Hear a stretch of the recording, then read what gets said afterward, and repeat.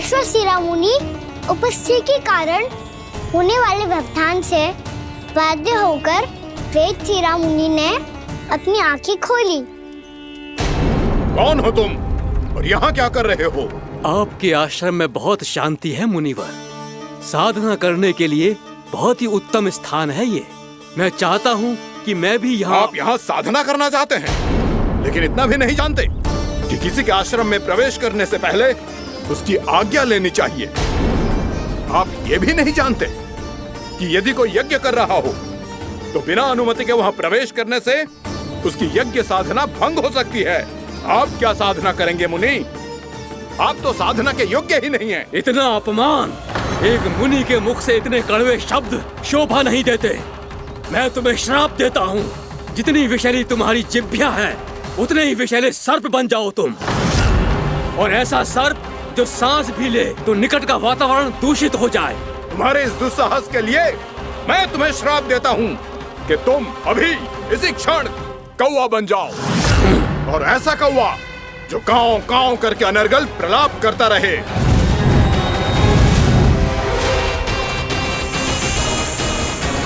ये मैंने क्या किया? ये मैंने क्या किया? क्रोध के कारण दोनों ने एक दूसरे को श्राप दे दिया। पर दोनों ही मेरे भक्त हैं और भगवान होकर मैं अपने भक्तों को इतनी कठिनाई में कैसे देख सकता था। इसीलिए जिस संकट में उन दोनों ने अपने आप को फंसा लिया था, उसका समाधान करने में मैं उनके पास गया। देखिए ना प्रभु, ये क्या हो गया हमसे। हमारी रक्षा कीजिए प्रभु, मार्ग दिखाइए हमें। क्रोध पर नियंत्रण ना होने के कारण आप दोनों ने एक दूसरे को बहुत ही भीषण संकट में डाल दिया है। अब दोनों ही तपस्वी, तप के बल से दिए गए आपके श्राप को लौटाना भी संभव नहीं है। प्रभु कोई तो उपाय होगा, हम आपके शरण में हैं प्रभु। अपराध तो हमसे हुआ है प्रभु, पर अब आपसे ही आशा है। कुछ ऐसा कीजिए भक्त वत्सल, जिससे हम दोनों के श्राप का प्रभाव कुछ कम हो जाए। आप दोनों ही मेरे भक्त हैं, इसलिए आपकी पीड़ा का निवारण करने का एक उपाय है मेरे पास। वेदशिरा मुनि, जब आप कालिया नाग बनेंगे तो आपको मेरे चरणों को अपने शीश पर धारण करने का सौभाग्य मिलेगा। और अश्वशिरा मुनि, आप काग योनि होने के बाद भी आप श्रेष्ठतम ज्ञान और सर्वाधिक यौगिक सिद्धियों के स्वामी होंगे और प्रवचन दिया करेंगे। इसके बाद अश्वशिरा मुनि काकभुसुंडी बन गए, जिन्होंने आगे चलकर स्वयं गरुड़ देव को रामायण सुनाई। और मुनि वेदशिरा महर्षि कश्यप और देवी कैत्रियों के पुत्र कालिया नाग बनकर जल में। और अब वही कालिया नाग जमराज में, जिनके कारण जानकी के प्राण लगभग चले ही गए थे। अब कालिया नाग को उचित स्थान पर भेजने का समय आ गया है बाबा। पर ये तो अच्छी बात है कान, वेदशिरा मुनि को दिया हुआ तुम्हारा वचन भी पूरा हो जाएगा, जमुना जी की शुद्धि भी हो जाएगी। इस सब के बाद भी तुम दुखी क्यों हो? क्योंकि इसके बाद मैया के सामने मेरा रहस्य खुल जाएगा बाबा। उन्हें पता चल जाएगा कि उनका बालक कोई साधारण बालक ना है। भविष्य में जो होने वाला है उसे सबके सामने घटने से रोकना मेरे लिए भी संभव ना होगा। मैया को सब पता चल जाएगा। क्या पता चल जाएगा रे मुझे?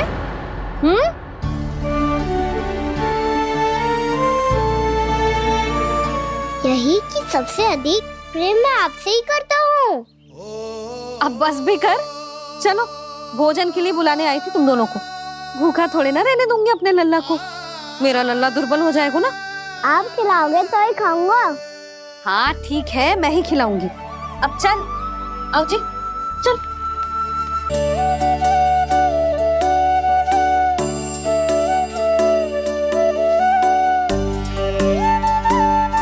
मैया खेलो ना मेरे साथ। मैया सुनो ना। मेरी बात ना मानोगी? अभी बहुत कार्य पड़े लल्ला, देख जानकी को औषधि भी देने जानो है ना। औषधि मैं दे दूंगा, फिर तो खेलोगी ना आप मेरे साथ। पिछले कुछ दिनों से अपनी मैया का अधिक से अधिक प्रेम पाने का प्रयास करो है कान्हा। इसका तो एक ही अर्थ हो सकता कि कछु बहुत बड़ो होने वालों है। कान्हा रुक जा लल्ला। कान्हा क्यों तंग कर रहा है? मैया को पहन लेना। कान्हा, कान्हा, ये क्या करो तूने?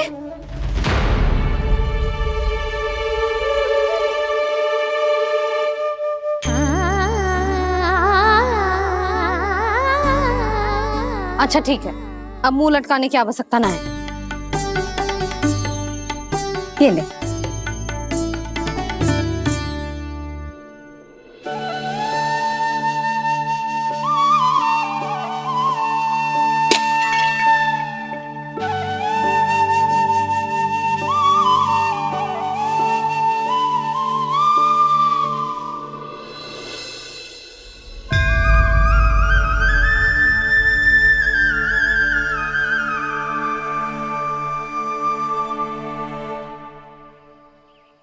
तंग करे मैया को खिजाए, खेले रूठे मनाए,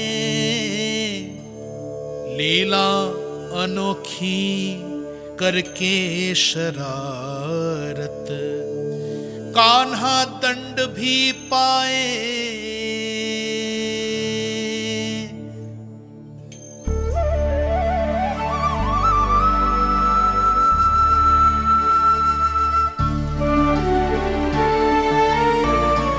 रूठना मनाना, खेलना खिलाना, पहले शरारत करके क्रोध दिलाना और फिर क्षमा मांग लेना, ये सब जानबूझकर कर रहे है कान्हा। जैसे जीवन भर के लिए अपनी मैया की ममता को अपने हृदय में समेट कर रखना चाहते हो।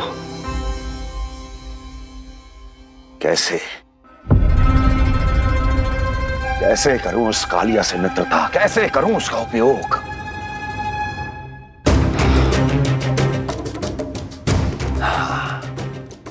उस पर आक्रमण कर देता हूं और उसे किसी ना किसी तरह से यह विश्वास दिला देता हूं कि यह आक्रमण उस विष्णु अवतार ने किया है। फिर वो क्रोध में आकर सारे वृंदावन वासियों को अपने विष से समाप्त कर देगा। उचित है, ये उचित है। नारायण हरि, नारायण हरि।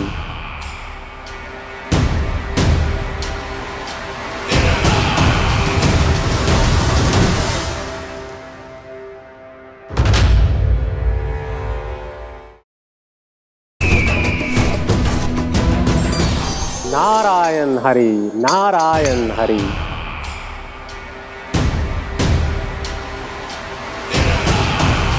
प्रणाम देवर्षि। किस योजना में कितना लाभ है और कितनी हानि, यह आंकलन करते करते थक गए होंगे मथुरा नरेश। देवर्षि, आज मेरा ध्यान कैसे आ गया आपको? आप तो सदैव ही मेरे ध्यान में रहते हैं महाराज कंस। सत्य तो यह है कि मथुरा में जो भी हो रहा है मुझसे छिपा हुआ नहीं है। मैं जानता हूं कि आप किसी भी असुर को वृंदावन क्यों ना भेजें, और वो असुर कितना भी शक्तिशाली क्यों ना हो, कृष्ण का सामना नहीं कर पाता।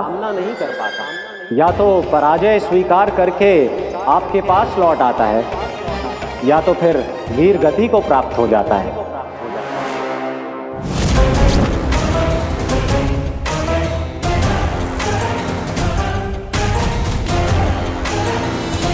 वाह, मुझे मेरी असफलताएं स्मरण कराने आए हैं, मेरे घाव को खुरेदने आए हैं, उन पे नमक छिड़कने आए हैं।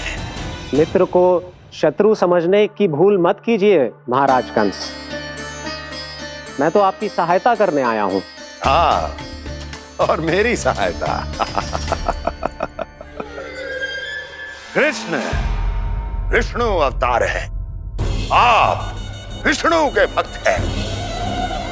मैं हूं विष्णुद्रोही, फिर भी तो आपके आराध्य को हानि पहुंचाना चाहता है, उसकी सहायता करना चाहते हैं आप। क्या आप निश्चित रूप से कह सकते हैं कि आप ब्रह्मांड के सभी नियमों को अच्छी तरह समझते हैं? अवश्य। आपके लिए बस इतना ही जानना पर्याप्त होगा कि मैं जो कुछ भी कर रहा हूं उसके लिए मेरे व्यक्तिगत कारण हैं। मैं तो बस आपके हित में पिछली बार की तरह एक सुझाव लेके आया था, पर यदि आप मेरा सुझाव सुनना भी नहीं चाहते तो आपकी इच्छा। नारायण हरि, नारायण हरि। कारण चाहे जो हो, इनके पिछले सुझाव के कारण ही आज मेरे शत्रुओं की संख्या कम है। अन्यथा मैं देवकी के अन्य पुत्रों को भी जीवित छोड़ देता, और आज वो सब अपने भाई के साथ मिलकर उसकी शक्ति को अनेक गुणा बढ़ा देते। ठहरिए देवऋषि।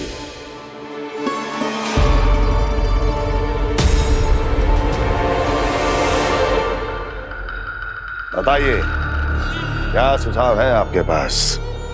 मेरे सुझाव का नाम है कालिया नाग।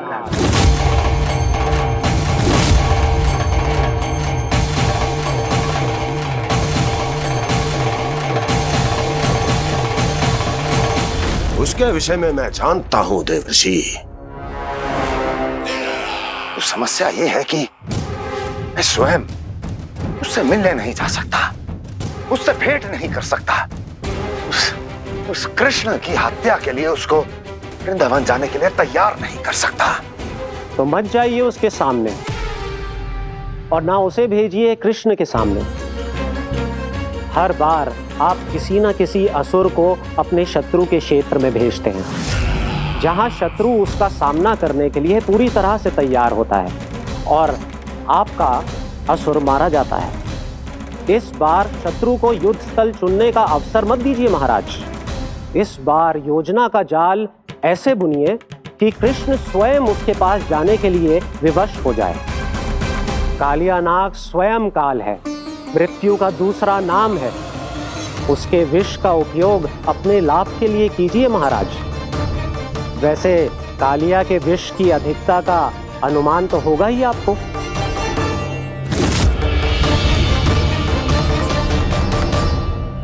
एक बार जो उसके क्षेत्र में पहुंच गया, फिर उसके विष से बचना असंभव है। उचित सुझाव है देवर्षि, उचित सुझाव है। देवर्षि, उस छलिया विष्णु की भक्ति करते करते आप भी उसके रंग ढंग सीख गए हैं। उचित है, उचित है।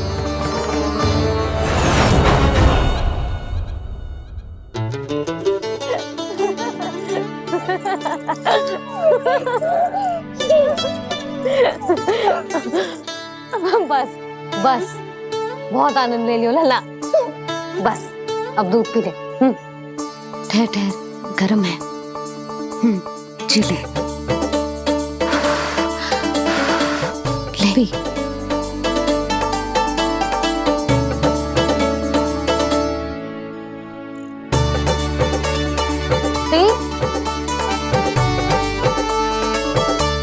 मैं ना होती तो ना जाने क्या होता तेरा। अपने आप दूध भी ना पी सकते है, भावला कहीं का। आपकी इस प्रेम के लिए तो मैं धरती पे आया हूँ मैया। मैं भी यही सोच रहा हूँ यशोदा, कि तुम ना होती तो मेरा क्या होता। इसी बात पे थोड़ा दूध और कजू खाने को दे दो। अरे मैं तो भूल ही गई। तनिक ठहर जाओ जी दूध पी लेना तो आपके लिए भी कछु ले आती।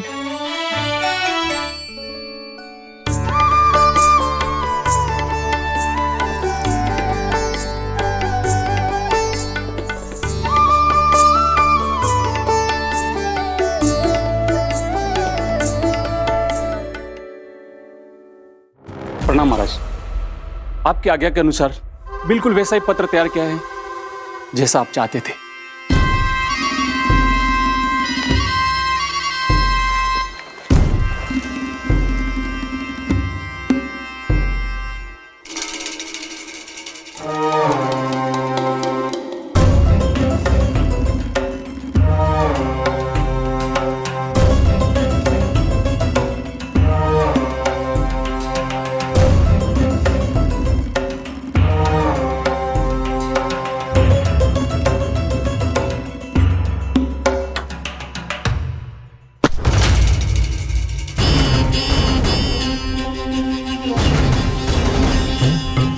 कृष्ण जन्म से लेकर आज तक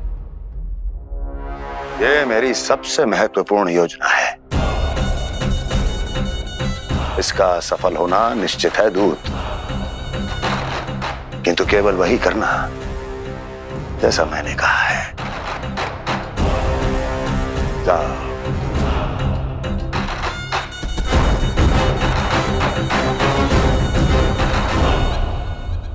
कान्हा,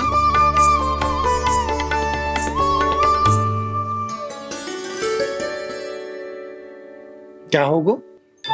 बाबा मैं चाहता हूँ कि मैया की स्वमता क्रिस्टल फ्रेम की वर्षा मुझ पे सरते ऐसे होते रहे। वो तो होती रहेगी लल्ला। अपने लल्ला के लिए किसी मैया का प्रेम कभी कम हो सकता है भला? नंदराज, वो मथुरा से एक दूत आयो है महाराज कंस का राजपत्र लेके।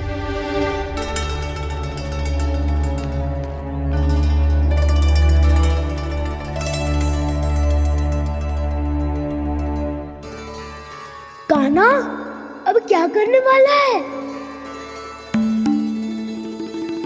तेरे बाबा कहाँ गए? हाँ? कंस मामा का खेल आरंभ हो गया है, पर मैया वो सब सुनेगी तो व्यर्थी चिंतित हो जाएगी। बस थोड़ा बाहर गया मैया, कछु खा लिए से। बाहर इस समय? मैया क्या होगा? मैया देखो ना, पीठ पे कछु हो रहा है। मेरा हाथ ना पहुंचो, आप करो ना। दिखा यहाँ। क्षमा करना मैया, पर अभी बाबा को ही संभालने दो ये सब। कहिए, क्या संदेश लाए हैं आप? नहीं नंदराज, नहीं। महाराज कंस का आदेश है कि ये संदेश सभी गांव वालों के साथ ही पढ़ा जाए। ठीक है, मैं गांव वालों के सामने पढ़ दूंगा, पर मुझे तो दीजिए पढ़ने के लिए। महाराज की आज्ञा का पालन करना आपके लिए भी आवश्यक है नंदराज। सभी गांव वासियों की सभा बुलाइए। बंसी, सभी गांव वालों की सभा बुलाओ। राजपत्र में ऐसा क्या संदेश भेजो है कंस ने? अब मेरे पत्र को पढ़कर सब भौचक के रह जाएंगे। और वो कृष्ण, उस कृष्ण के पांव के नीचे से तो भूमि खिसक जाएगी, आकाश फट पड़ेगा, बिजलियां गिर जाएंगी। प्राप्ति, ओ प्राप्ति, कंस का पत्र। स्वयं को बहुत अधिक शक्तिशाली समझता है ना वो। अब देखता हूं कैसे वो इस महासंकट का सामना करता है। वो कृष्ण, वो अपनी मृत्यु स्वयं चुनेगा या मृत्यु की वेदी पर चढ़ा देगा प्रिय वृंदावन वासियों को।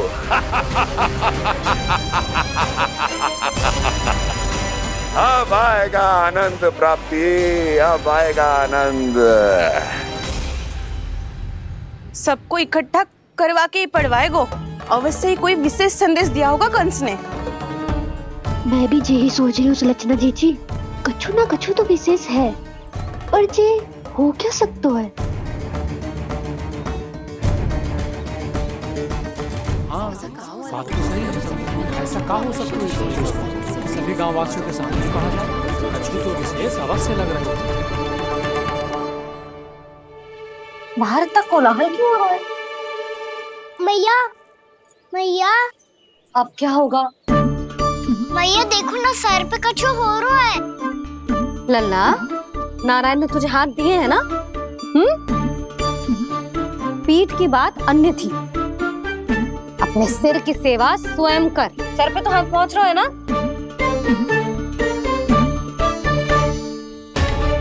मैया सुनो ना, मैया देखो ना, तीव्र कर, कछु हो रहा है। मैया देखो ना, तीव्र कछु हो रहा है।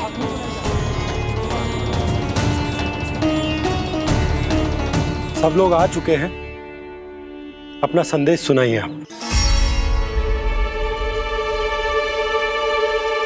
गोपराज नंद और सभी वृंदावन वासियों को सूचित किया जाता है कि मथुरा अधिपति और आप सभी के महाराज कंस ने कल सुबह भव्य पूजा का आयोजन किया है।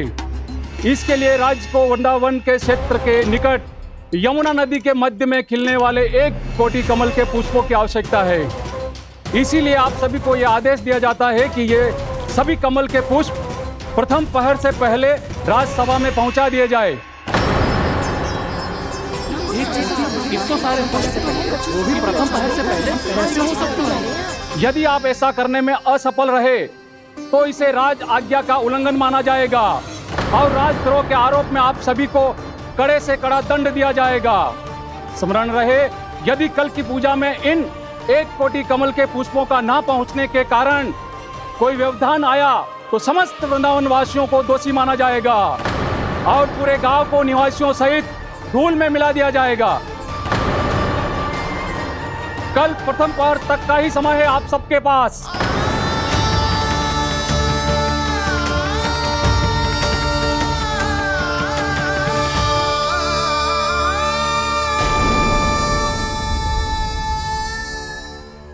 कमल पुष्प, वो भी कल प्रथम प्रहर में? ऐसे कैसे संभव है? और कोई साधारण पुष्प ना, यमुना नदी के मध्य खिलने वाले विशेष कमल के फूल चाहिए उन्हें। लेकिन यमुना नदी में तो कालिया नाग ने विष घोल के रखा है, तो फिर कैसे हो पाएगा? यह असंभव है। हमारी मृत्यु का संदेश भेजा राजा कंस ने। सदैव की भांति इस समस्या पर भी गांव के बड़े ही विचार करेंगे। बालकों का यहाँ होना उचित ना है।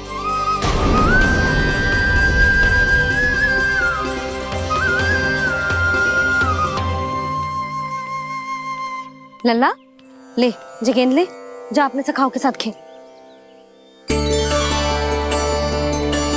सुबह उज्जवल, मधुमंगल वसंता, देखो मैया ने क्या दिया है। चलो खेलें, बहुत आनंद आएगा आज।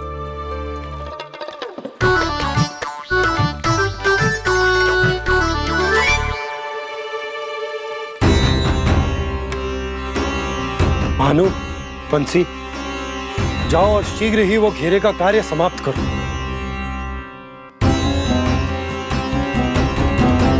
पर कछु ना कछु तो करना पड़ेगा ना। पर हम कर ही क्या सकते हैं? पुष्प लाने को और कोई उपाय है भी तो ना। मैं चला जाऊंगा जमुना जी में। वैसे भी मेरे जीवन के कितने दिन शेष बचे हैं। गांव के लिए, समाज के लिए कुछ करके मरूं, तभी तो शांति मिलेगी। ना काका, यदि आप उस विषैले जल में छलांग लगा भी दोगे, किंतु 1 कोटि कमल पुष्प एकत्रित कर पाना आपके लिए संभव ना है। इससे अच्छा है कि मैं चला जाऊं।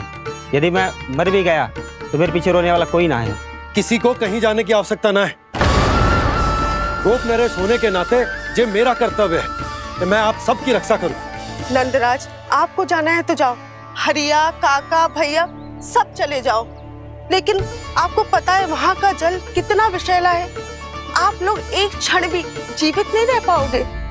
फिर कैसे इकट्ठा करेंगे 1 कोटि कमल पुष्प? आप बात तो सही कह रही हैं शांति। उस दुष्ट कंस ने ऐसी मांग रख के हम सबको फंसा दिया। हम में से कोई भी क्यों ना चला जाए और इस संकट का समाधान ना निकले को।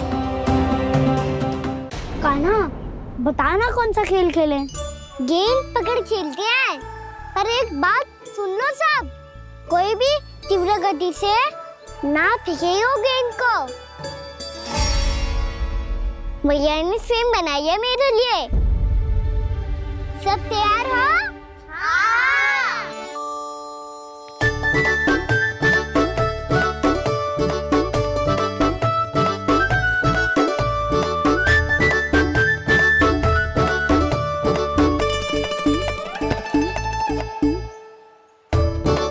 मुझे दो, मुझे दो।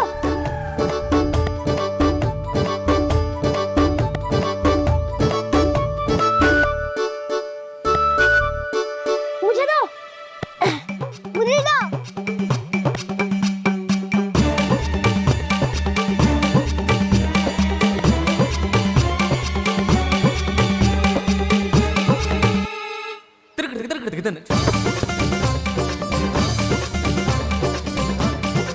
कान्हा, इतनी धीरे से फेंकेगो तो कैसे आनंद आएगा? थोड़ा बल लगा के फेंक।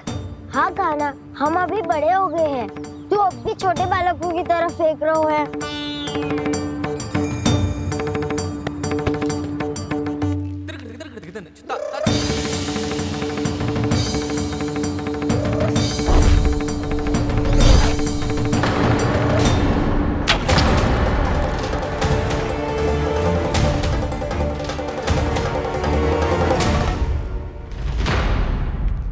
दीदी जी क्या करो कान्हा, गेंद तो डूब गई।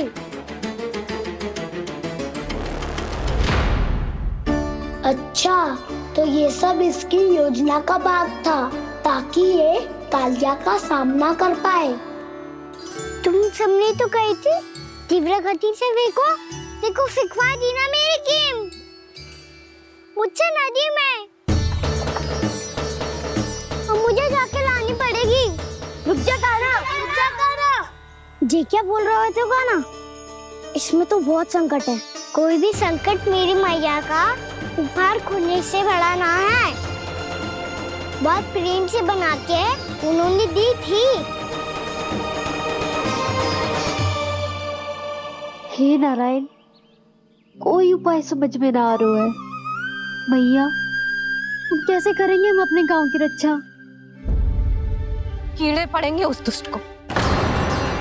यदि उसके कारण किसी के प्राण चले गए तो कौन सा फल मिलेगा उसे इस पूजा का? तुम सही कह रही हो यशोदा, और हमारे पास कोई और दूसरा विकल्प भी तो ना है। यदि हमने मथुरा की राज आज्ञा का पालन ना किया तो इसका दुष्परिणाम पूरे गांव को भुगतना पड़ेगा।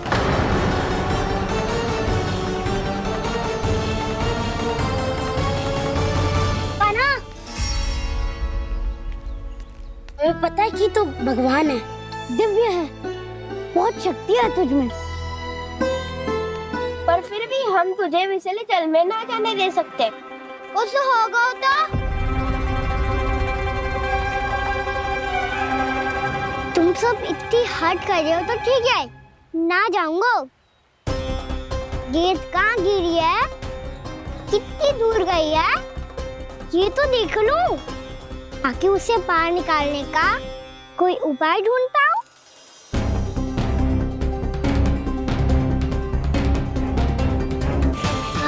हाँ।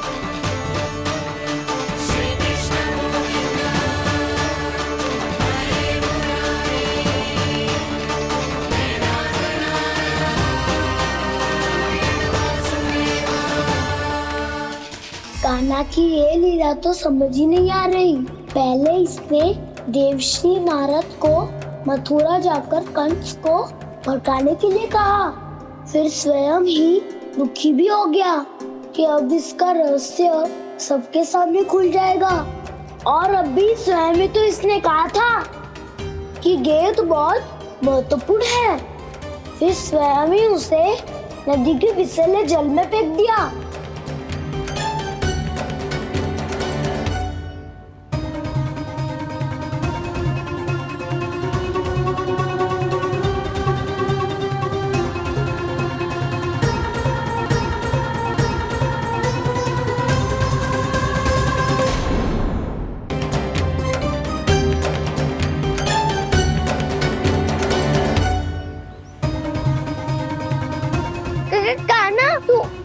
ऊपर क्यों चढ़ रहा है? अरे ऊंचाई से देखूंगा तभी तो गेंद दिखेगी।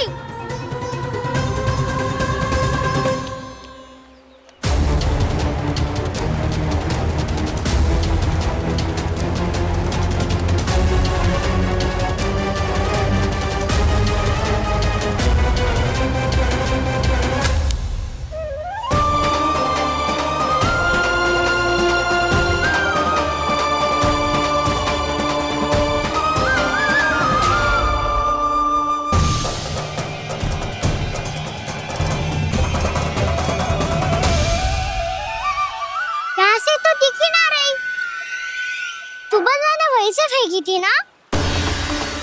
ना वहां से फेंकी थी। कहाँ से? नहीं कहा ना वहां से।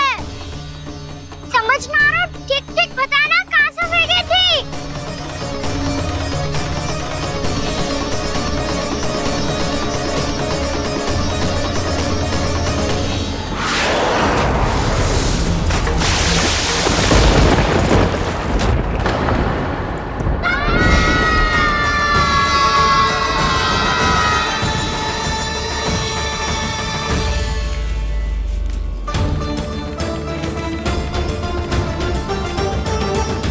कालिया नाग के क्षेत्र में जाकर कोई भी जीवित वापस ना लौट सको है।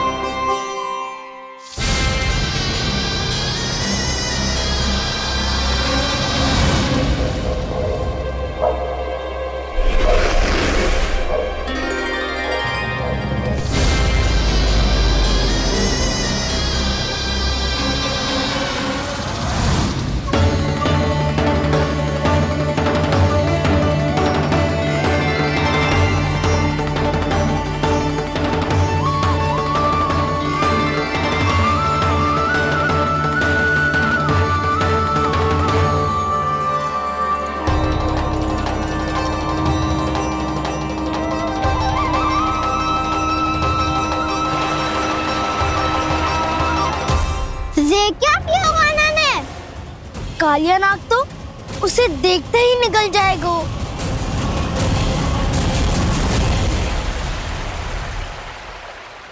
तो आरंभ से अब तक सब कुछ उसकी लीला का ही भाग था।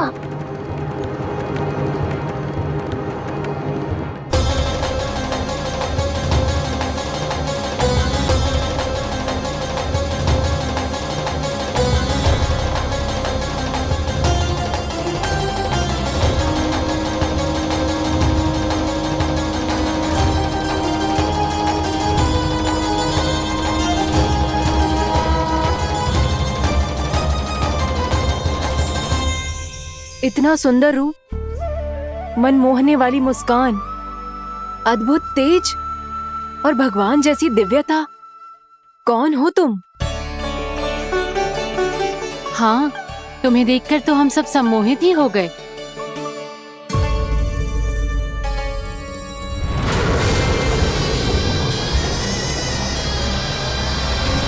तुम जो भी हो बालक, वापस लौट जाओ। हमारा हृदय तुम्हें ही देखते रहना चाहता है, किंतु यदि हमारे पति जाग गए तो तुम्हें अवश्य हानि पहुंचाएंगे। ये बहुत विषैले है बालक, कालकोट जैसे भयानक। इनके विष से तुम नहीं बच सकोगे। नंदराज, कालिया नाग के विष का प्रभाव बढ़ते ही जा रहा है। पहले 8 कोस तक उसके विष का प्रभाव था, अब तो 1 योजन से अधिक क्षेत्र में फैलो है। जल पीने के प्रयास से अनेक पशु मारे गए हैं और नदी के निकट के वृक्ष और वनस्पति सब नष्ट होने लगे।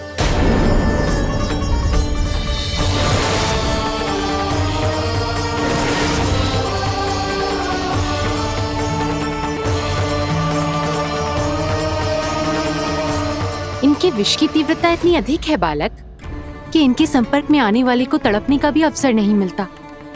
इनके विष की अग्नि क्षण भर से भी कम समय में प्राणवायु को जलाकर राख कर देती है।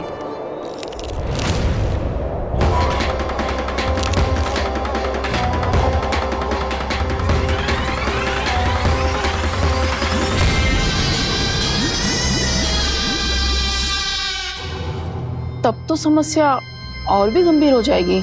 मैंने तो सुनो है कि कालिया नाग कम से कम 2 योजन लंबा है, सैकड़ों फन है उसके।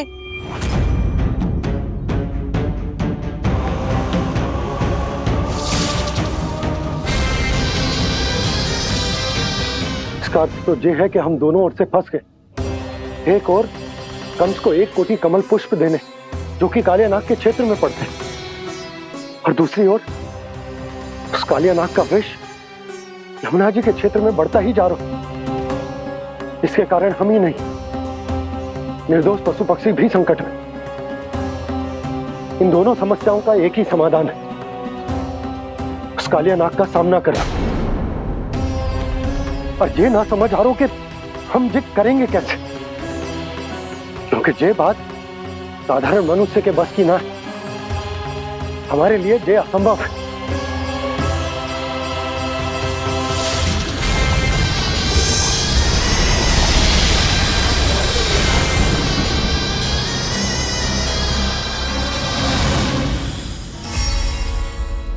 अब तो तुमने अपनी आंखों से भी देख लिया बालक, ये कितने विषैले हैं। नींद में भी विष उगलते हैं। इससे पहले कि तुम्हें कुछ हो जाए, चले जाओ यहाँ से, मान लो हमारी बात। आप सब मुझे जानती भी नहीं और फिर भी मेरी इतनी चिंता कर रही हैं आप। माँ की ममता भेदभाव नहीं जानती। तुम भी किसी के पुत्र हो और हम सब भी माँ हैं। एक माँ को हर बालक में अपनी ही संतान दिखाई देती है। इसलिए हम तुमसे विनती करते हैं, वापस चले जाओ, बचा लो अपने प्राण। मेरी चिंता मत कीजिए, मुझे कुछ नहीं होगा। होगा, अनर्थ होगा यदि ये उठ गए तो।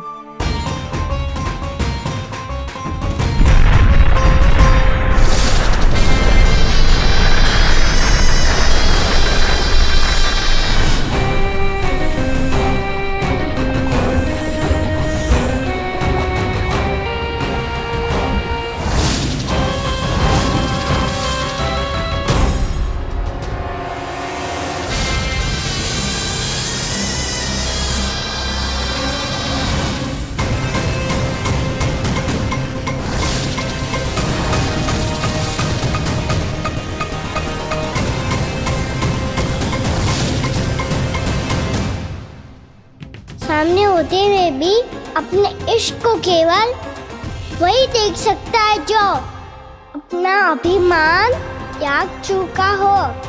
पर पूर्व जन्म में मेरा भक्त होने के नाते मेरा सत्य स्वरूप देख पाने में मुझे इसकी सहायता करनी चाहिए।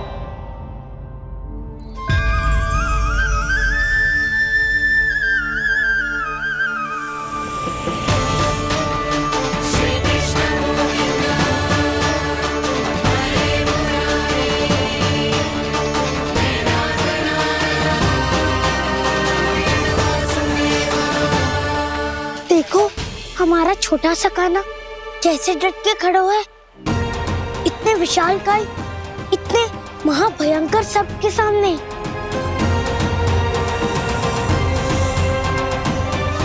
ये कोई भगवान नहीं है जो इसके सामने हाथ जोड़ रही हो तुम सब।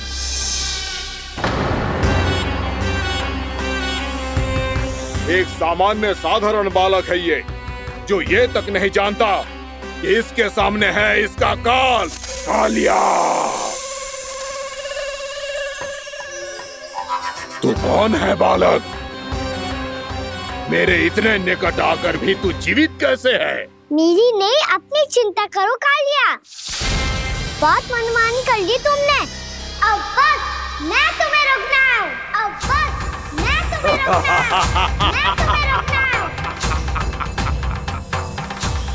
बित्ते भर का है तू, मेरे विष के बारे में जानता ही क्या है? और कहता है मुझे रोकने आया है। किससे? किससे रोकना चाहता है तू मुझे? मुझे क्रोध दिलाने की भूल मत कर बालक। अपनी फुंकार से ही तेरी इस मुस्कुराहट को अंतिम मुस्कुराहट बना सकता हूं मैं। शीघ्र बता, कौन है तू और किसने भेजा है तुझे? तुम्हें आवाज भी है कि अपनी पुकारों से तुम कितना विष भूल चुके हो। पवित्र यमुना नदी को कितना दूषित कर दिया तुमने। और यही नहीं, तुम्हारे कारण निकट के जीव जंतुओं, वृक्ष, वनस्पतियों सबको हानि पहुंच रही है। तो क्या? मुझे उससे क्या? मुझे है। आप पति है मुझे। तुम्हारे इस व्यवहार से और इसीलिए तुम्हें यहाँ से जाना होगा।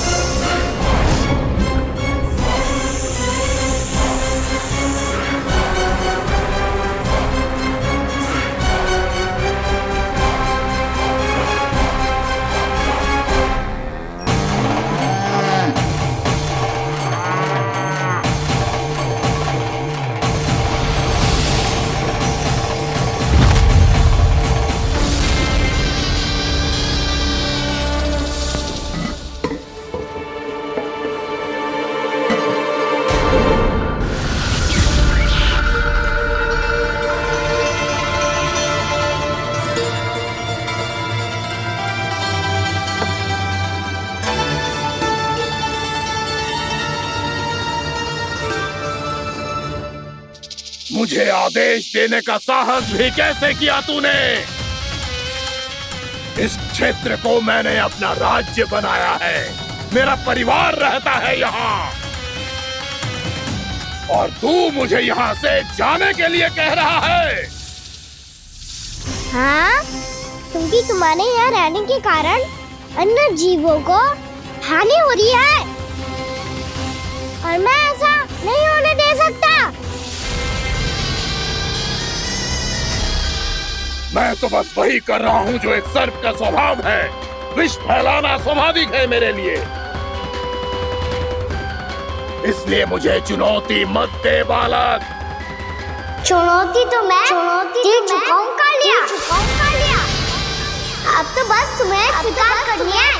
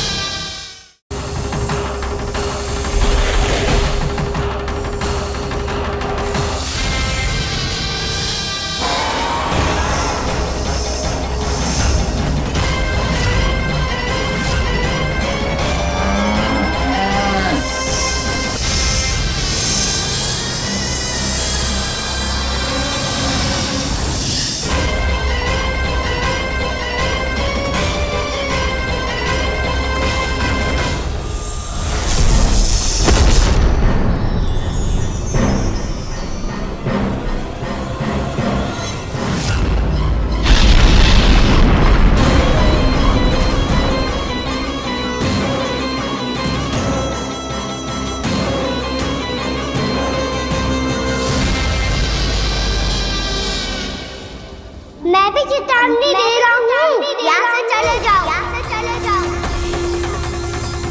अपनी भूल को पहचानो कालिया, तुम जो कर रहे हो अनुचित है।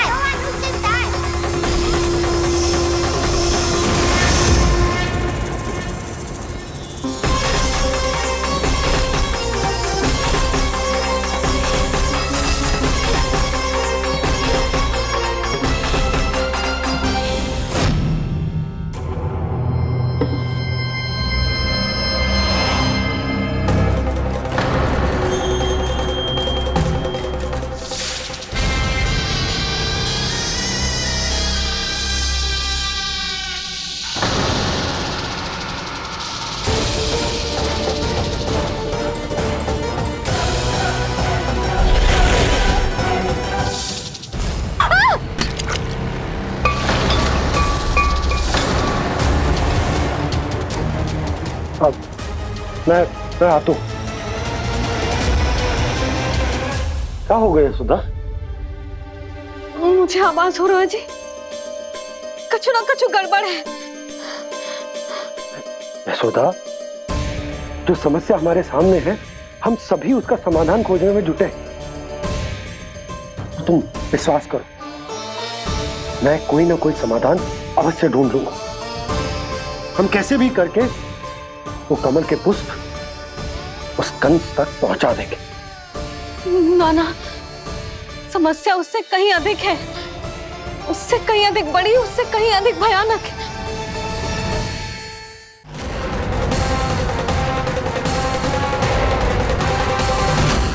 इसकी ये बूंद से ही सबके प्राण चले जाते हैं। इसने तो विष की धारियां फेंकी है खाना पे। कान्हा कैसे बच्चे को अधिक विष से? इसका विष तो क्या, ये सर स्वयं भी छू तक नहीं पाएगा हमारे कान्हा को।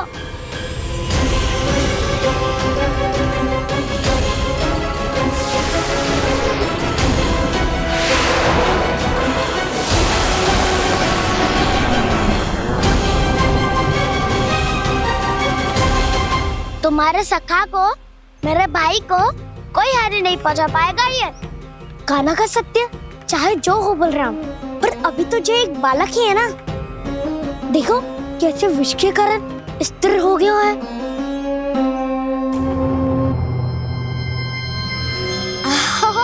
हाउ सर्फ ने कितनी आसानी से अपनी पूंछ से बांध लिया है। मुझे यहाँ से भगाना चाहता था ना तू? अब मैं तुझे दिखाऊंगा अपना सामर्थ्य। ये मूर्ख किसे बांधना चाहता है अपनी पूंछ में? उन्हें जिनका विस्तार सारे ब्रह्मांड में है, या उन्हें जो स्वयं अनंत है? पर देवराज, प्रभु ऐसा करने ही क्यों दे रहे हैं कालिया को?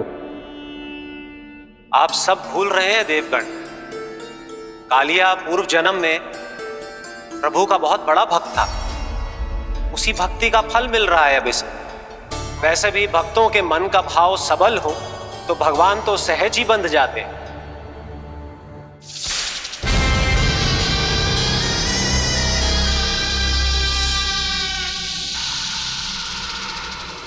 बलराम, तुमने ही तो कही थी कान्हा को कछु ना होगो। देखो दुष्ट ने चारों ओर से जकड़ लियो है।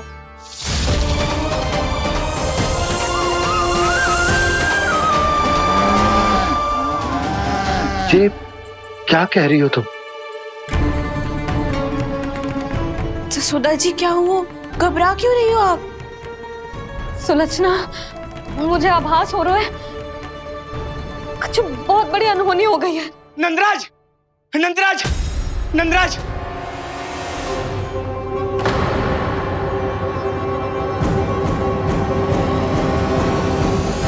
नंदराज, कान्हा ने जमदग्नि नदी में छलांग लगा दी है। कान्हा ने जमदग्नि नदी में छलांग लगा दी है। कान्हा ने जमदग्नि नदी में छलांग लगा दी है। कान्हा जमुना में कूद गया है।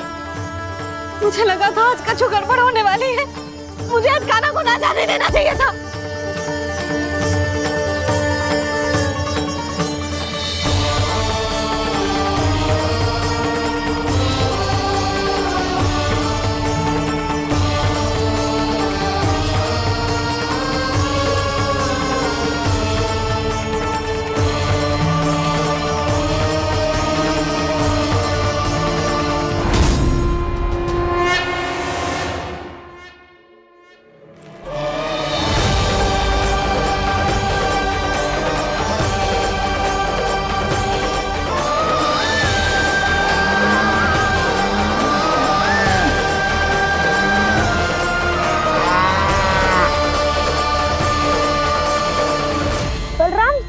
करो ना।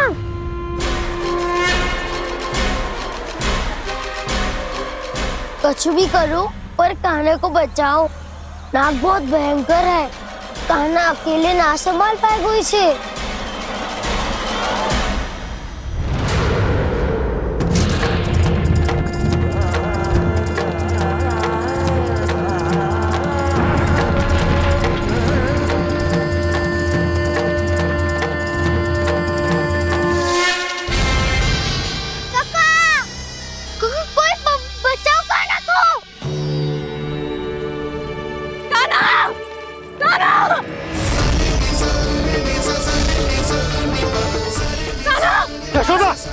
यशोदा रुको। छोड़ दो मुझे, छोड़ दो मुझे। रुक जीजी, संभालो, बावली हो गई है। जीजी संभालो। कान्हा, कान्हा।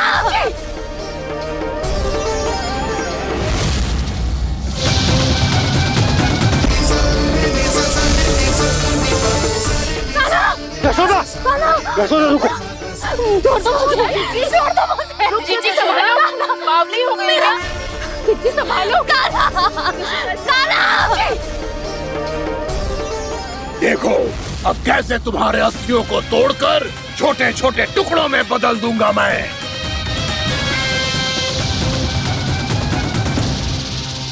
अगर जी आप जाओगी तो आप भी फंस जाओगी। अपने लल्ला के लिए मैं किसी भी संकट का सामना करने के लिए तैयार हूँ। छोड़ो ना यशोदा, हमें कोई और उपाय खोजना पड़ेगा। कोई और उपाय? आप देख ना रही मेरा कान्हा किस दशा में है। कान्हा मैया के वश में नहीं है, नहीं तो ये अपने लल्ला के लिए साक्षात काल का भी सामना कर ले।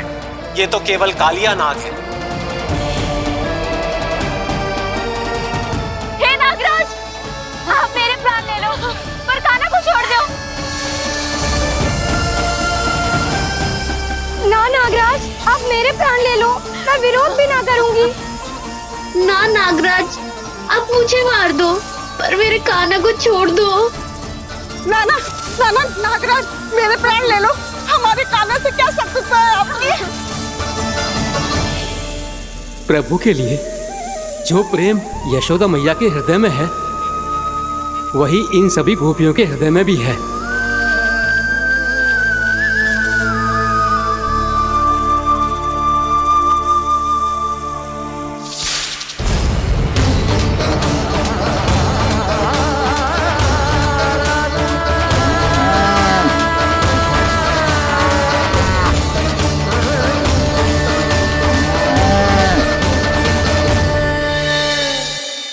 यशोदा, यशोदा, देखो इन गोपियों को, इन गैयाओं को, इन सब के मन में भी तुम्हारी भांति ही ममता भरी हुई। वो सब भी कान्हा से उतना ही प्रेम और स्नेह करती है, उतनी ही ममता से भरी हुई है जितनी कि तुम। तो तुम ही सोचो, जिसके साथ इतनी ममता और इतना स्नेह, इतना प्रेम, उसका कोई क्या कर सकता है? उस काले नाग का विष इस सब आशीर्वादों के सामने कछु न है। कछु करो जी, उसे बोलो वो मेरे प्राण में से मेरे कान्हा को छोड़ दे। यशोदा,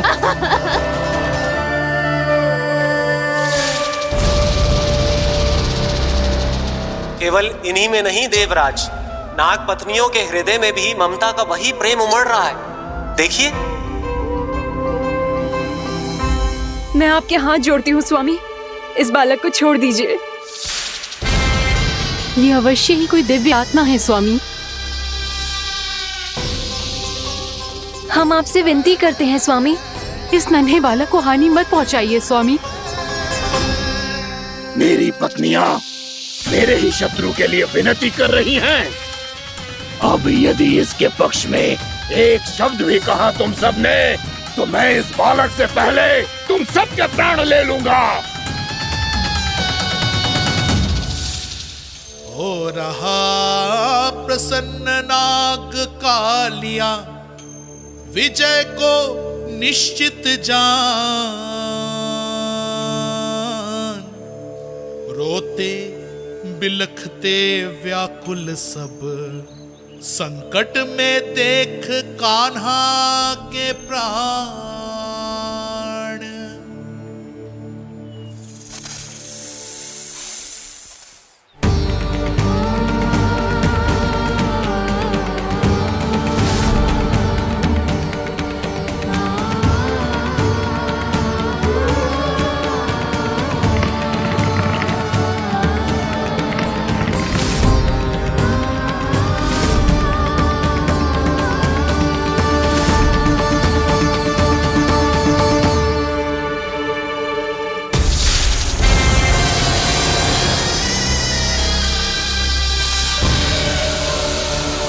कुछ करो जी, मेरे लल्ला को बचा लो, कोई तो कुछ करो। जीजी, संभालो जी सुना। यशोदा, यशोदा तुम शांत हो जाओ, मैं कान्हा को वापस लेकर आऊंगा। मैं रक्षा करूंगा उसकी। ना नंदराज, नंदराज, नहीं। कम से कम आप तो समझो नंदराज, कालिया के पास आप जाओगे तो आप भी फंस जाओगे।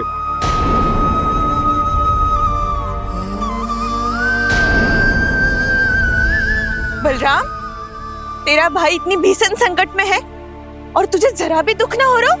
क्या आप सब अब तक नहीं समझ पाए कि कान्हा सच में कौन है? छोटे बाबा, आप तो उसका सत्य जानते हैं ना?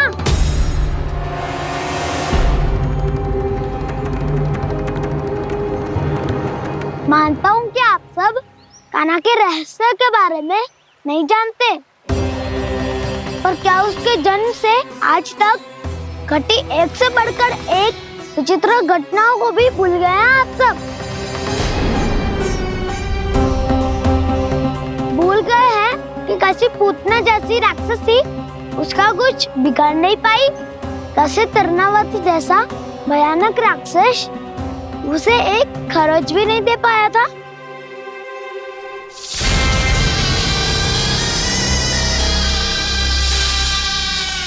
आप सबने अपनी आंखों से देखा था ना, बकासुर से कान्हा की रक्षा करने देवता स्वयं आए थे, पर सत्य तो ये है कि वो सभी देवता भी उस असुर के सामने असमर्थ हो गए थे। तब कान्हा ने बहुत ही आसानी से उस भयंकर असुर का वध किया था। एक ही बार में धराशायी कर दिया था उसे। तो आप सभी सोचिए, बार बार ऐसे असाधारण कार्य करने वाला बालक साधारण कैसे हो सकता है? अब तो आरंभ से ही सारा सत्य जानते हैं छोटे बाबा। रहस्य छुपाने में सदैव काला की सहायता करते आए आप, और आज आप स्वयं ही उसके सत्य को भूल रहे हैं। और तुम सब भी तो जानते हो कान्हा की शक्तियों के बारे में। तो क्या तनिक भी विश्वास न आया अपने सखा पे? बलराम, जे तू क्या कह रहे है? मैंने जो कहा उसका एक एक शब्द सत्य है छोटी माँ। यदि प्रभु की इच्छा हुई तभी कुछ ही क्षणों में सब कुछ अपनी आंखों से स्वयं अनुभव कर लेंगे आप।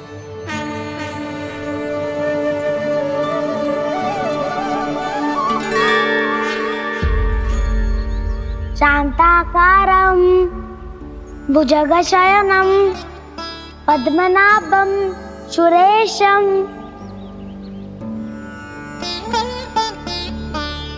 विश्वाधारं गगनसदृशं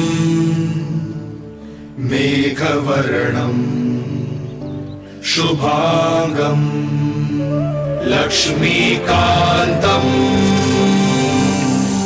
कमलनयनं योगी वीरध्यानगम्यम्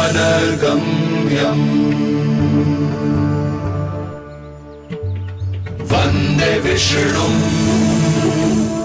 भवभयहरं सर्वलोकैकनाथम्।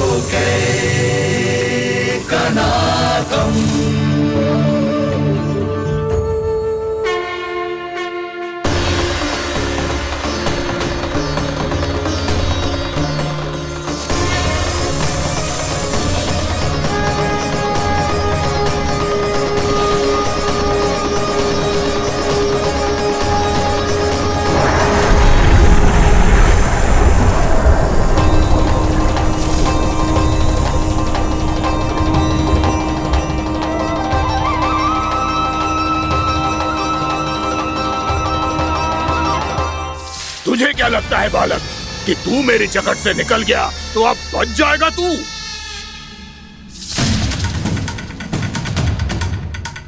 मेरे विष से अपनी प्राण रक्षा करने में सफल रहा, मेरी जकड़ से भी छूट गया, पर मेरे दंश से नहीं बच पाएगा।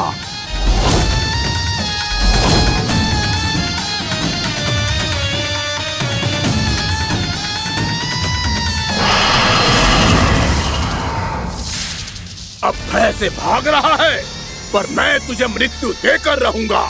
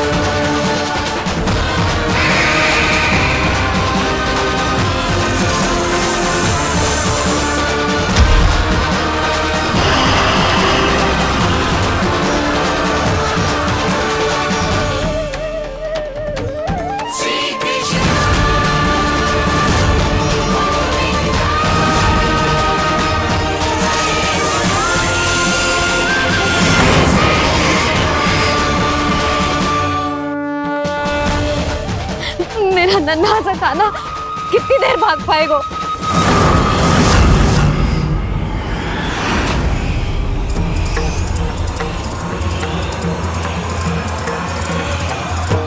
और कितनी प्रतीक्षा करोगे मेरी भक्त कालिया?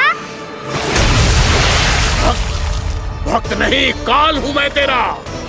जब अहंकार का मुकुट बुद्धि को ढक लेता है तो भक्त अपने भगवान को भी नहीं पहचान पाता।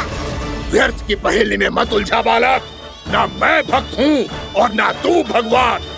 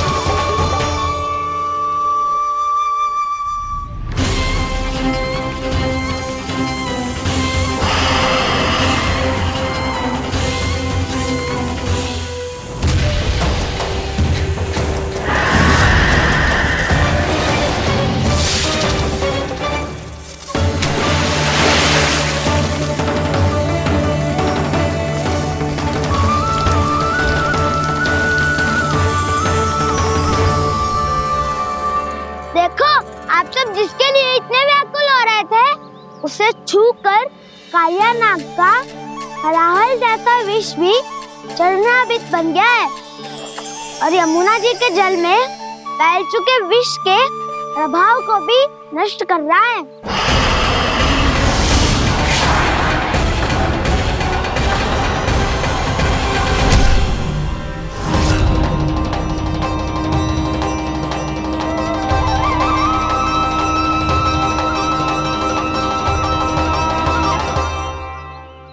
धर्म रक्षक अधर्म विनाशक प्रभु श्री कृष्ण का कौशल सचमुच अद्वितीय है। नारायण नारायण।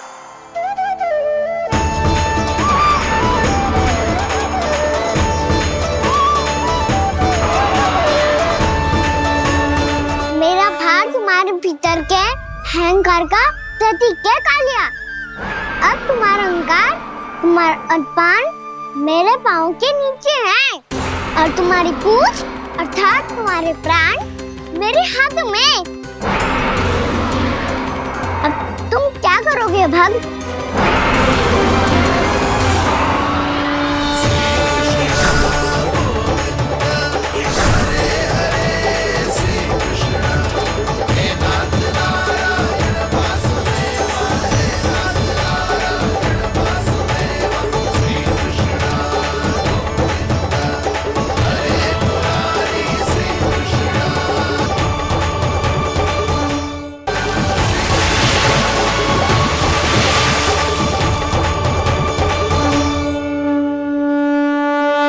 प्रभु, भले ये आपको पहचानने में असमर्थ हो, पर हम सब ने आपको पहचान लिया है।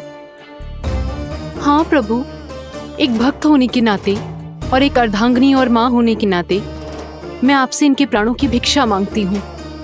अपनी कृपा दिखाइए और इन्हें क्षमा कर दीजिए। आपके लिए मित्र और शत्रु में कोई अंतर नहीं प्रभु।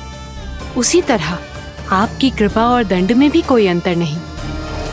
दोनों दया ही तो हैं, अकारण ही किसी को प्राप्त नहीं होती। हमें विश्वास है कि हमारे पति को मिला ये दंड कोई अभिशाप नहीं है, आपका वरदान है। ये सत्य है प्रभु कि इनसे बहुत से पाप हुए हैं। इनके विष से बहुत सारे जीव जंतु को हानि पहुंची है, पर अब आपके चरण इनके शीश पर पड़ गए हैं। ऐसी कृपा तो बड़े बड़े महान महात्माओं को भी दुर्लभ है, और इन्हें प्राप्त हुआ तो अवश्य ही ये किसी महान पुण्य का ही फल है। हे प्रभु, उन्हीं पुण्य कर्मों की शक्ति का आह्वान कर मैं आपसे विनती करती हूँ, इन्हें प्राण दान दीजिए। मैं अपने इस भक्त को क्षमा अवश्य करूंगी देवियों, यदि ये अपने अहंकार को त्याग कर मुझे पहचान ले तो।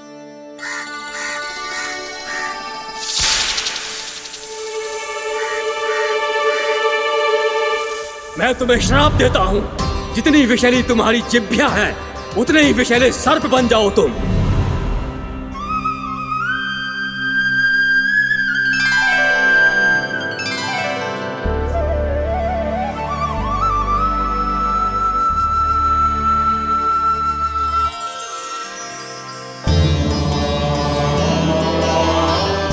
नारायण, मुझे क्षमा कीजिए नारायण। मैं तो आपका परम भक्त था, किंतु मैं आपको पहचान नहीं सका। इसका दंड तो मुझे मिलना ही था, किंतु मैं अब प्रायश्चित करना चाहता हूं। इसके लिए यदि आप मेरे प्राण भी ले लेंगे तो भी मुझे कोई दुख नहीं होगा। मैं अपना जीवन, मृत्यु और अपना अस्तित्व सब कुछ आपको समर्पित करता हूं। मैं तुम्हारे क्रोध के कारण श्राप मिला, जिसे विशाल सर्प के रूप में तुम्हारा जन्म हुआ, और सर्प का तो स्वभाव है विष फैलाना, इसीलिए तुम्हें दंड नहीं दूंगा। मैं सिर्फ सभी अपराधों का पश्चाताप कर लिया, इसीलिए मैं तुम्हें क्षमा करता हूँ कालिया।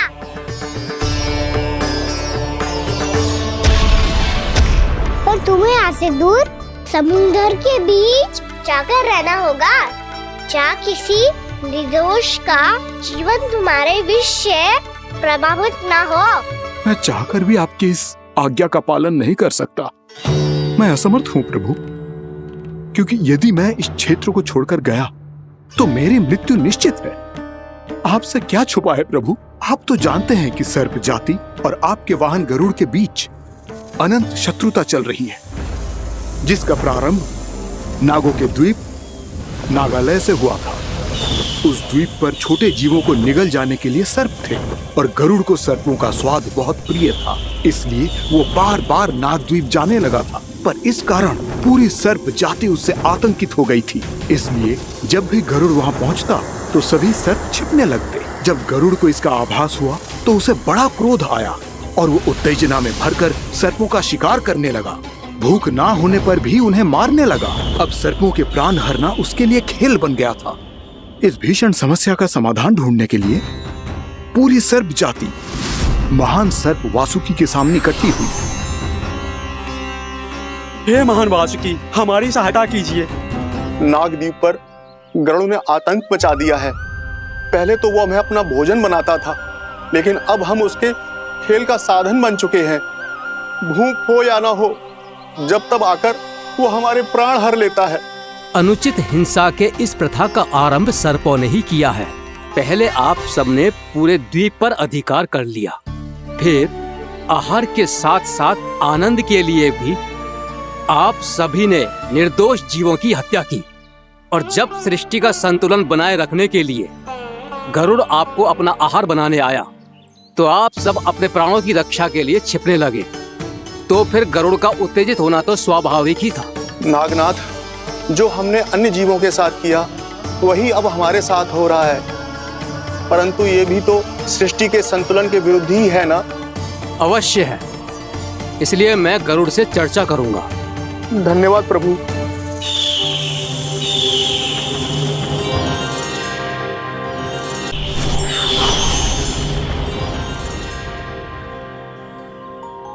श्री नारायण के वाहन पक्षीराज गरुड़, मैं संपूर्ण सर्प जाति की ओर से आपसे एक निवेदन करने आया हूँ।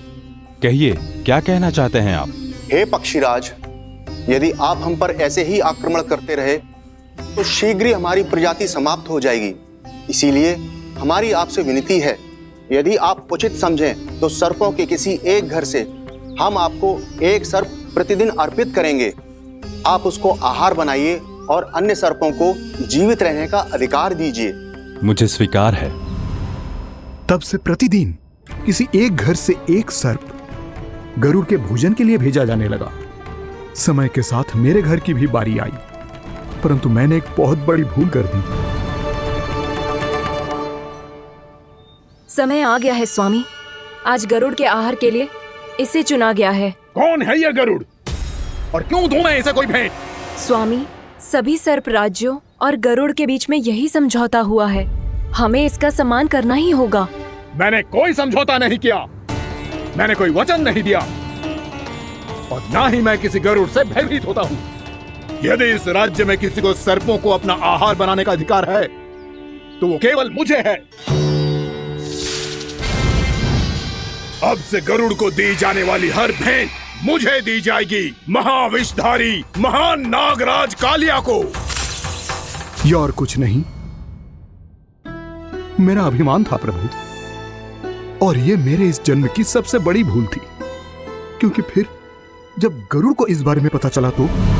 कालिया, अभिमान में आकर तूने अपने काल को ललकारा है। जिस कालिया के नाम में ही काल छिपा है, तू उसे ललकारने का दुस्साहस कर रहा है गरुड़। स्वयं को भगवान विष्णु का वाहन कहता है तो वाहन का ही कर्म कर। स्मरण रख, इस धरती के सर्वश्रेष्ठ योद्धाओं के लिए भी मैं मृत्यु का दूत हूँ। विनाश काले विपरीत बुद्धि। तुझ जैसे मूर्ख सदा इस युक्ति को सार्थक करते आए हैं। अपने विनाश को आमंत्रण किया है तो अब भोग।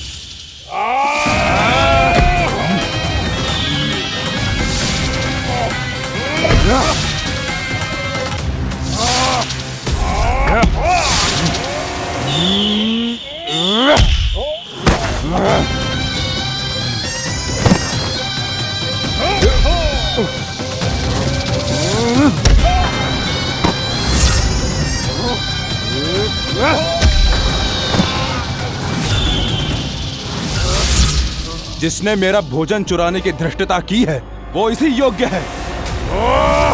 तू मुझे जानता नहीं है गरुड़, मैं महाविषधारी नाग कालिया हूँ।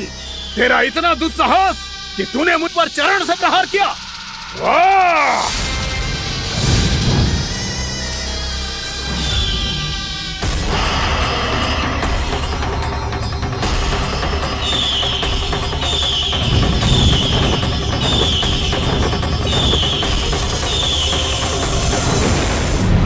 मैं अपने अभिमान में भूल गया था कि गरुड़ मुझसे कहीं अधिक शक्तिशाली है।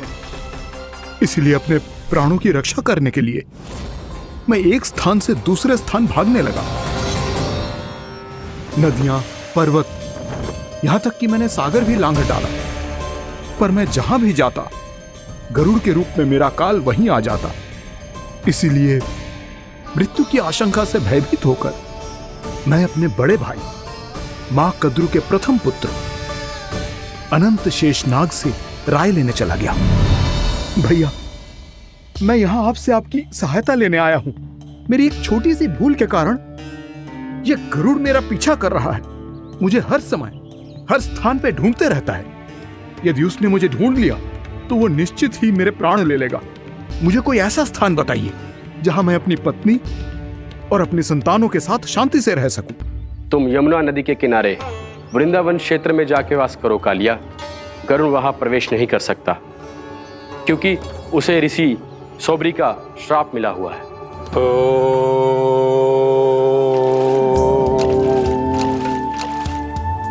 ध्यान और तपस्या का नित्य कर्म करते हुए ऋषि के मन में मछलियों के प्रति प्रेम भाव इतना बढ़ गया कि वो भूल गए सभी जीव खाद्य श्रृंखला का भाग होते हैं और मछलियां भी इस नियम की अपवाद नहीं है। उन्हें मछलियों की अटखेली इतनी अच्छी लगने लगी कि वो इस क्षेत्र के मछुआरों को भी मछली पकड़ने की अनुमति नहीं देते थे।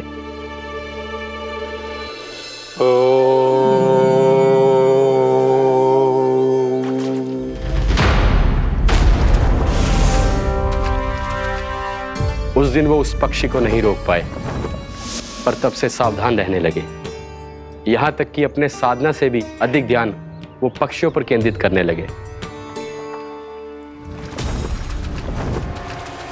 ठहरो। इसी क्षण अपनी चोंच में पकड़ी इस मछली को छोड़ दो। तुम्हें इन मछलियों का आहार नहीं करना चाहिए पक्षीराज। ये तो खाद्य श्रृंखला का नियम है ऋषिवर। यदि मैं इनका आहार नहीं करूंगा तो कोई और पक्षी कर लेगा। मैं अपने आनंद या प्रतिशोध के लिए इनके प्राण नहीं ले रहा। ये तो बस मेरा भोजन है। पर यह मेरा तपस्या स्थल है। तुम यहाँ शिकार करके मेरी साधना में विघ्न नहीं डाल सकते पक्षीराज। यदि आपकी यही इच्छा है तो मैं आज के बाद यहाँ नहीं आऊंगा।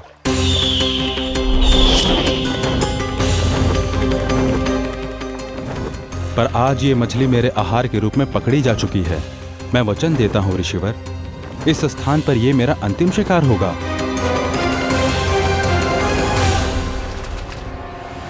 आज के बाद यदि तुमने वृंदावन की निकट उड़ान भी भरी तो तुम सैकड़ों टुकड़ों में फटकर मारे जाओगे पक्षीराज। ये मेरा श्राप है।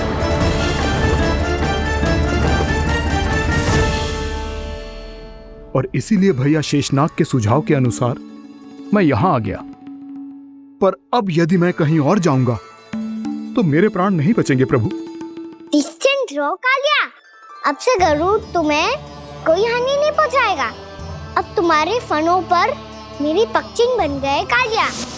इसीलिए अब से तुम्हें गरुड़ से कोई भय नहीं होगा। निश्चिंत होकर अपने परिवार के साथ गहरे समुद्र में चले जाओ और सुख से शांति से निवास करो। पर ध्यान रहे निर्दोष जीवों को हानि ना पहुंचे। आपने मुझे जीवन दान दे दिया प्रभु। इस उपकार से मैं कृतज्ञ हूँ प्रभु। आदेश दीजिए, मैं आपकी सेवा कैसे करूं? तुम्हारे जल क्षेत्र से 1 कोटि कमल पुष्पों को लेने की अनुमति दे दो कालिया। यह मेरी सेवा होगी प्रभु। ये तो मेरा सौभाग्य होगा।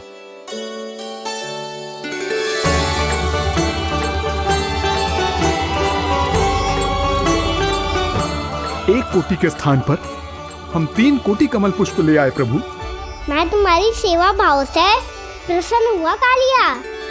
रमनाक द्वीप पर चले जाओ ताकि तुम्हारे कारण फिर कभी किसी निर्दोष जीव को हानि ना पहुंचे और न ही तुम्हारा विष मेरे प्रिय यमुना नदी के जल को दूषित कर पाए।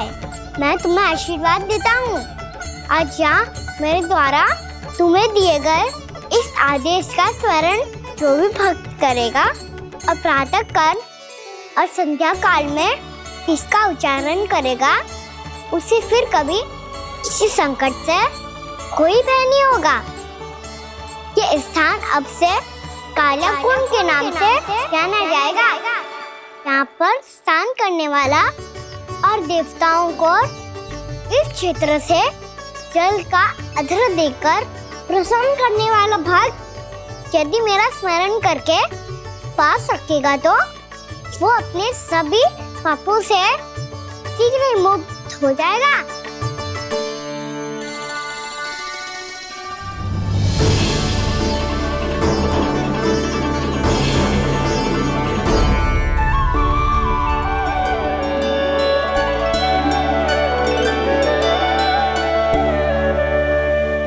कौन है जी भगवान जिसने अभी अभी कालिया जैसे विशाल विस्तर का सामना किया?